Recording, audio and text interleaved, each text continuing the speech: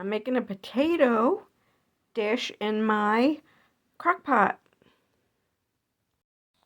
So you saw the bacon layer, onion layer, potato layer, and you add cheese next.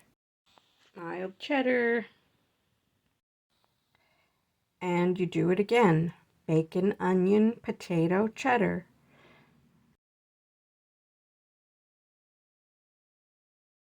So it's 3 layers all together, and I'm putting it in the crock pot for 6 hours on high, and I'm going to add butter to the top, and the middle layer of potatoes I put salt and pepper.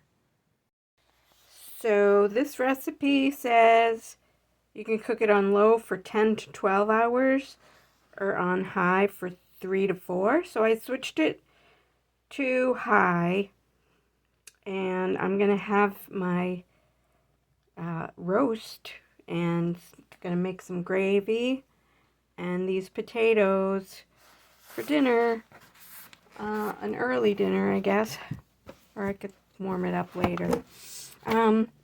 So this said to dot each layer with butter, and I only dotted the top with butter. I hope it's all right. It should be. So can't wait to try it. So here goes the taste test with the scalloped bacon, onion, cheddar, and butter potatoes in the crock pot. Tender. Good taste. Very good. It worked without layers of butter in between each layer. It's perfect. I did make gravy for my pot roast that I made in the crock pot this weekend.